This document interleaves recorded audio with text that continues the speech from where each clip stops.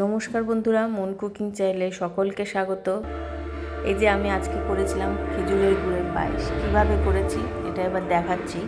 তো এর জন্য আমি নিয়ে নিচ্ছি 1 লিটার দুধটাকে আমি এবার জাল হতে বসিয়ে দিয়েছিলাম। এই যে নিয়ে নিয়েছি গোবিন্দভোগ চাল, সুগন্ধিত গোবিন্দভোগ চাল। এখানে নিয়েছি খেজুরের গুড়, কিছুটা পাটালি রেখেছি আর কিছুটা ঘষে নিয়েছি। এবার দুধটা ভালো করে ফুটে যাওয়ার পর আমি দিলাম 1/2 চামচ ছোটো এলাচের গুঁড়ো। আপনারা দিলে দিতে পারেন, আবার নাও দিতে পারেন। এবার আরও একটু ফুটিয়ে নিচ্ছি। এবার দুধটা ভালো করেই ফুটে উঠেছে। এবার আমি এর মধ্যে সেই গোবিন্দভোগ চাল, এটাকে আমি না ধুয়ে একটু মুছে নিয়েছি। এবার অল্প অল্প করে দিচ্ছি আর নাড়াচ্ছি, যাতে চালটা তলায় না আটকে যায় বা দলা পাকিয়ে যায়। ব্যাস, পুরোটা দিয়ে দিয়েছি এইভাবে। এবার এটা সেদ্ধ হওয়ার জন্য আমি কিছুক্ষণ সময় নিচ্ছি। এখানে আমি 15 মিনিটের মতো এটা সেদ্ধ হতে নিয়েছি। সেদ্ধ হয়ে গেছে প্রায়।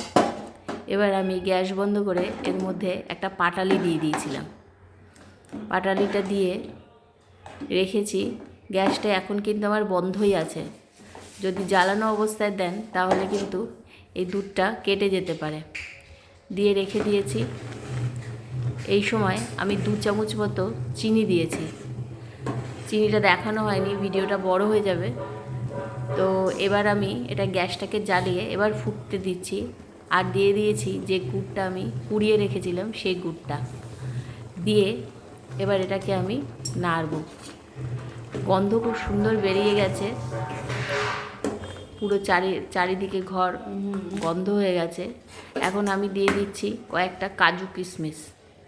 কাজুটা আমি রেখে দিয়েছি ডেকোরেশনের জন্য, এখানে শুধুমাত্র কিশমিশটা দিলাম। হয়ে গেছে আমার খেজুরের গুড়ের পায়েস। এবার আমি এটা সার্ভ করে দেখাবো। আমি একটা কাচের বোলের মধ্যে এদেরকে সার্ভ করেছি। এই যে দেখতেও খুব সুন্দর হয়েছে। এবার ডেকোরেশনের জন্য দেখা যাক কী দেওয়া যায়। ওপর থেকে দিয়ে দিয়েছি পেস্তা, আর দিয়ে দিয়েছি কয়েকটা কাজু, আর দিয়েছি কিশমিশ কয়েকটা। আপনারা চাইলে দিতে পারেন, নাও দিতে পারেন। আমি এখানে ডেকোরেশন করেছি তাই দিয়েছি। আর ওপর থেকে দিয়ে দিয়েছি একটু খেজুরের কুড়োনো গুড়। ভিডিওটা ভালো লাগলে লাইক করবেন, শেয়ার করবেন, সাবস্ক্রাইব করবেন।